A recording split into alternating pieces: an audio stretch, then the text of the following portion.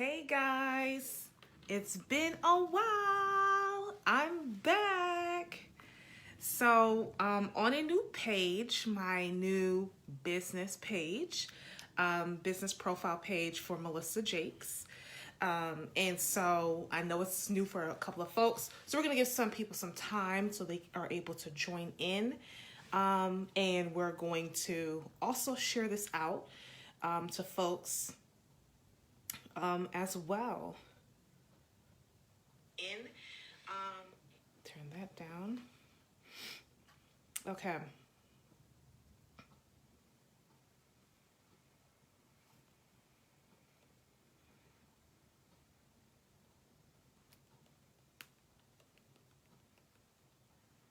So if you're coming in, join me now. Okay, so if you're coming in, it's your first time. My name is Melissa Jakes. I am known as the event planner, but on this page, I'm known as, I'm still figuring out the name, the business strategy lady who has built her event planning business from a freelance to full-time. And this week, my business, Rescue Event Planning, is actually turning 5. We're turning 5 this year, and so we're super excited about that. And all year long, we'll be celebrating in different ways. Hey, Stephen. And so we want to, make sure we recognize that. But my name is Melissa Jakes. I am CEO and founder of Rescue Event Planning, known as Olivia Live Events, but here on the Melissa Jakes page, which is new to a lot of folks, we're going to be talking about business because though I do not have a master's in business, I really, really love business strategies and loving and understanding the works of a business for small business owners and entrepreneurs, right? And so how we do that is we're going to be talking about different things that I've learned along the way. It's been 5 years in business for me and plenty more years to come. And I'm also helping several other people with their businesses, whether it's through live events, hosting live events, or whether it is strategies that I've learned that I'm now not coaching, but strategizing them with in their business. So tonight we're talking about how to turn your freelance into a successful business. And so understanding the world of freelancing, which some people still utilize that word, but I think we're kind of moving away from it, is that, it was things that you would kind of do on the fly. You would still probably have your regular 9-to-5 job and you would freelance here and there, right? Now we've kind of changed that word to contract consulting. We've kind of changed freelance to like consulting work, right? So when I started on this journey of really becoming full-time into my business, it is hard as you're starting up a new business and really trying to get out there into the market. How do you get there? How do you do that? How do you still sustain yourself and a family? If you have a family, even if you're single, people have rent, still people have mortgages. And so that is still a big thing, right? And so it's learning on how to really do this efficiently and quickly as possible. But things still take time. Rome wasn't built in a day. My favorite quote my mom says to me. But how to still make this efficient as possible. It does take time. It really does take time, but time goes by so fast, as we know. It's like already February and 2020 just started. And it's learning how to utilize that time wisely and efficiently. I'm very big on that. I do not like wasting people's time over nonsense. And so when, you have those in the times where you guys were in the workforce or you guys are probably still in the workforce and you have those meetings where you're like, this could have been a conference call. Do we really have to come in person for that? I'm that person. I would digitize or do digital things anytime I can because time is very precious. And if I'm able to also do a conference call and work on something at the same time and pay attention to both, I am down for that. I am not that person that will make you sit down and say, I need to see your face to see if you're paying attention to me. There's so many things now, and millennials were taking over the world. And I think Google and Microsoft helps us with that. with different technologies like Google Hangouts, Zoom. You have all those different technologies that allow people to be in one room, and big corporations are doing that. Amazon does it all the time. Walmart does that. Google does that. Facebook does that. And that's how they communicate with each other.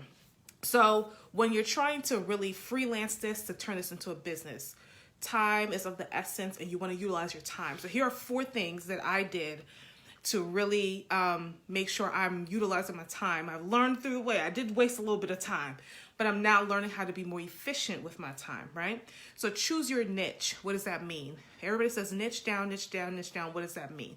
So I technically have niched down, but not niched down as far as some people would like me to niche down. And to me, that's fine because everybody's business is different. For example, if you're in the legal field, you're going to only solicit it to attorneys and paralegals, right? Probably maybe judges or so. So you want to make sure you're not soliciting. If I'm offering legal services, or I'm looking to consult with folks in the legal services, my main clientele is going to be your paralegals, your lawyers, your judges, possibly maybe even a law clerk that may know somebody in that area that's really going to help you out. Same thing with like the healthcare industry, choosing and solicited to doctors, healthcare professionals, nurses, LPNs, CNAs. Those are your folks, right? If you have a product that works for that group, then those are your folks. So when they say niche down, is really identifying your target audience. Who is your target audience? You cannot sell your product to everybody. It's not made for everybody. That's just not possible. So really understanding who is my target, who will help me in as far as a best referral. I went to a networking event today, and the first thing they said, when you're doing your 30-second pitch, because you get to get 30-second pitch in the room, please mention the referrals that can help you grow in your business, because we're big about growing people in their business. So people, as they're going through the room and they're actually identifying what referrals work for them, I was like, wow, people are really thinking about referrals. For instance, a guy was saying that he does moving, right? And so he found out that Macys is closing stores, which I didn't know myself, but Macys closing about 120 stores, and they're taking that fulfillment and going to put it into other stores. He's like, if anybody has a contact to somebody in Macys on how they're about to move all of this, all of their inventory to other stores, that is a good referral for me. That's, in a sense, a niche down, right? He's in a moving business. Most people are thinking like, oh, residential moving. No, we're thinking higher than that. He has a moving business that can do commercial moving. Yeah, we do dabble in residential, but his specific thing that he's really looking more for corporate, bigger moves, right? So that's his niche. So that's why when they say niche down, what is your target audience? And be very intentional with that, with your target audience, right? Number 2 is outsource certain tasks. So what does that mean? So if you start off as a one pony show, right? And that's okay, because one pony shows can do a lot of tricks, okay? But there's certain things that you just need to outsource. Fiverr is a great tool to have. Canva is a great tool. Interns are a great tool as well. And sometimes your other colleagues that are doing things in business. If somebody is really good in social media, and you're like, I don't have time for that social media, then really connect with that person and outsource it, right? Keeping all the money for yourself, for your business, you'll never grow in business. You never grow. Never grow. I've done that, did that. You just tire yourself out. You can't do everything. You're one person. Now, if you get an intern and you want to put some things onto the intern, of course, you have to still supervise the intern because it's an intern, right? But when you hire people to actually do things and you outsource it, and that's their thing, that's their technique, then you're better off, right? So you're still fulfilling your obligations for your client. You're outsourcing some things to help you, give you more time to focus on other things, right? And so outsourcing is big, and making sure you really, you look through what is a time killer for you. What kills a lot of time that you said, if I could take this away, I would have more time to do X, Y, and Z. So find out what that is and outsource it, and finding people who are very knowledgeable in it. And if you're starting off with a small budget, again, Fiverr is great. Of course, a lot of people said there's a language barrier and there's things you get frustrated. I totally get it. I'm a very strong-willed person. Listen, you're going to continue getting revise for me until I get the way that I want it. And so you just got to stay on top of it if you're going to go the Fiverr route. And once you find your good person, and you can ask people, hey, who's your best person on Fiverr that you like? Then do that. There's also a lot of people who are starting a lot of small businesses and upcoming businesses that are willing to take reduced rates or partner to try to get their brand out there. My first year in business, I did free events to get my portfolio up. So there are people out there like that is willing to, really grow their business through that way, right? So making sure you outsource things that are time killers, because that is what really can help you grow your business. More time to network with other people, making sure your client is happy with the products or service that you're doing, and then you're still getting the other things done because you've outsourced that to great qualified people. So the fourth thing, that was 3, right? Yep, 1, 2, yeah. So the third thing is add anchor clients. So what does anchor mean? Anchor is, you think of, we're throwing the anchor so you're stable on the boat, right? And that you're not going to be moving around. So I call this my bread and butter. I call these my bread and butter clients because my family need to eat and we need a house to stay in, right? Nobody wants to be foreclosing on a house. So I call these my bread and butter clients. So you make sure that you have your bread and butter clients. These are people who will give you a bulk of work, steady work on a regular basis. These are people who will probably give you contracts, oftentimes consistent enough that they're able to guarantee you many type of different business throughout the month.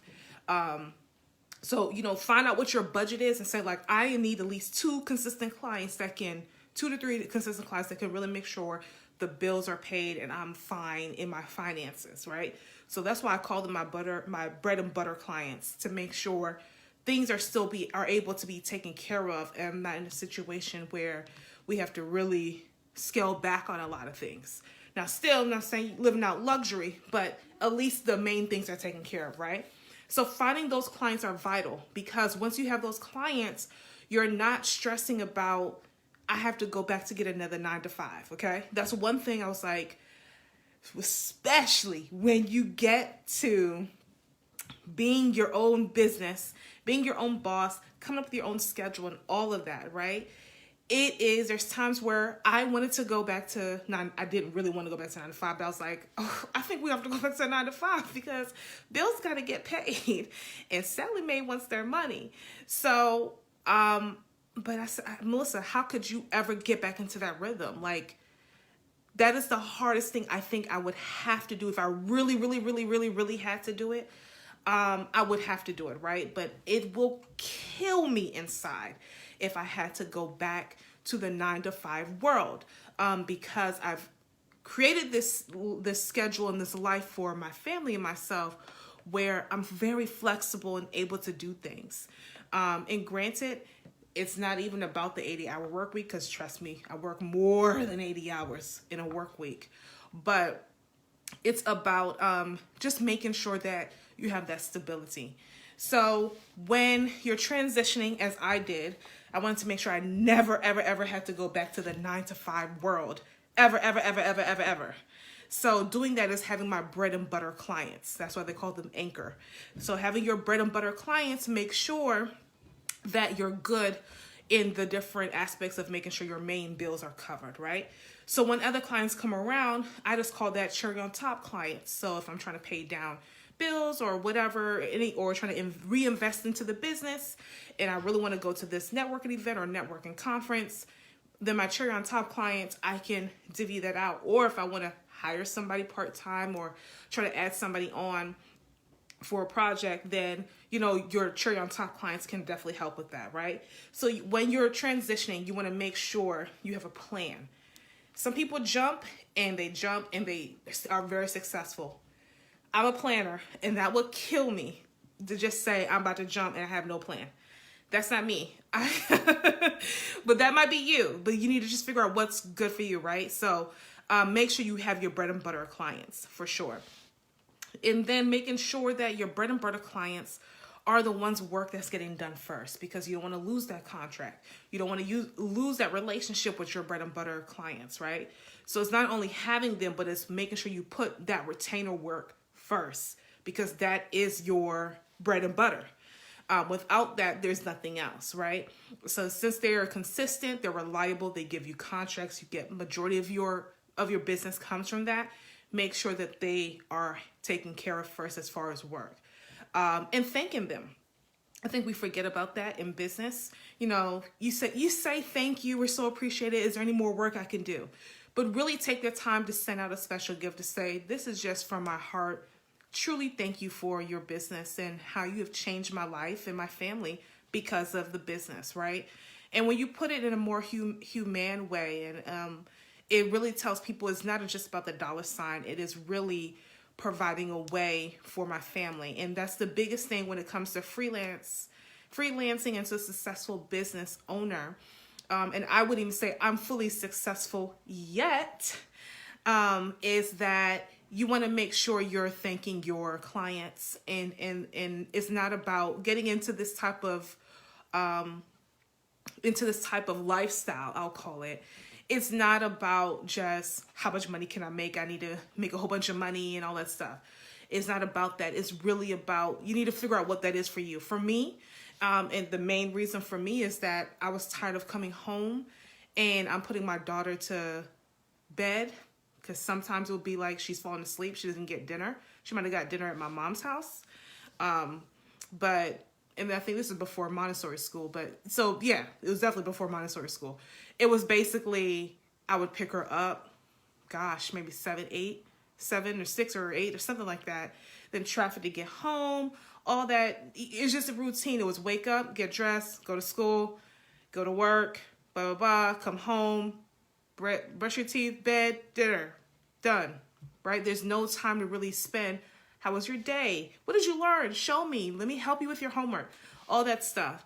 And though my parents sacrificed a lot as immigrants into America, and I knew the hustle that had to be done, I knew that they want to make sure that their children had a better life than they did. And every generation wants that, right? And you want to make sure you have a better life I want to make sure my children have a better life than I did.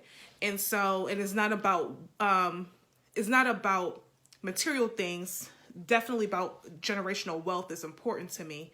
But wealth means not just fancy things. It means wealth that can sustain them, because especially as African Americans, we didn't have that luxury of generational wealth, and things are just given, not in a sense given to us, but if you wanted $1 million loan from a family member, that wasn't really happening in the Black community.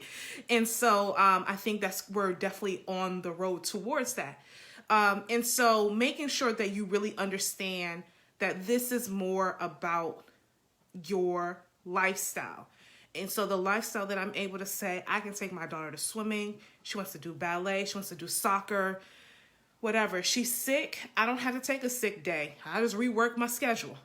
And hey, you might be coming to a meeting with me, but that's all right, type of thing, right? And so that gives me the flexibility of not feeling guilty of either missing a performance, missing, not being able to be there. We can't do swimming because who's going to even be able to take you swimming? So that was very important to me. That's what made me change into this type of lifestyle. And so you need to find what drives you, because what drives you is going to keep you there. If you think it's all about money, the money don't come that fast. Are we blessed? Absolutely. Because thank God for clients and clientele and referrals, like you guys would do referrals for me. And I totally appreciate that, because you're allowing my family to be able to be closer in a different way that I experienced growing up. And so that's important to me. So it's not all about money. Make sure you guys understand that. Going from freelance or from the 9-to-5 world into a successful business, it's hard work. It is dedication. You would do more than 80 hours. So don't think you're going to get a whole bunch of free time. More than 80 hours. But it definitely is about making sure what is your thing that drives you. And I keep that written on a sticky note in my office so that it grounds me when those hard times come. So just to quickly recap, is making sure you choose your niche, which is your target audience. Once you have your target audience, you know who you're talking to because you can't talk to the whole world. 2 is outsourcing certain tasks. So I learned the hard way. You can't do everything, baby girl. You'll be up all night and you drive yourself crazy. And then you start becoming late on different projects. So outsource some work so that you can get that time back and feed it back and funnel it back into the business. Have your bread and butter clients to make sure the main things, you have food on the table and you have a roof over your head. And so that those things are taken care of. And then your cherry on top clients can, start working on some other things that you want to work on. And then make sure that your bread and butter clients' work gets done first because you need your bread and butter. Okay, that's very important. From there, once you get out of that, in a sense, I'm not going to say routine, I've heard, I haven't experienced it yet, but I heard it does get easier because once you have the different clientele coming in consistently from different avenues, depending on your network, you won't have to worry about that cycle. But let's just get through step 1 first, right? If you're in transitioning, this is a great, great, great video for you to watch. If you know somebody who's transitioning, definitely share this out to them. So I totally appreciate you guys joining me this evening. This is new for my Melissa Jakes folks. This is totally about business. My events, if you're really interested in learning more about events, that's going to be on Rescue Event Planning page. But here we're going to talk more about business, woman in business, mompreneur, wife, all of that stuff. Husband, wife, partner, whatever you have, you got somebody you got to take care of. I'm just giving different strategies and different lessons that I've learned along the way since we're turning 5 this year, 5 years in business. I always want to make sure I give back and share. I'm very transparent and I love sharing the different tips and things that I learned along the way. So thank you guys so much for watching. Again, my name is Melissa Jakes. I am CEO and founder of Rescue Event Planning, also known as Olivia Pope of Live Events, but I'm here to talk about business with you. Thank you guys. Bye.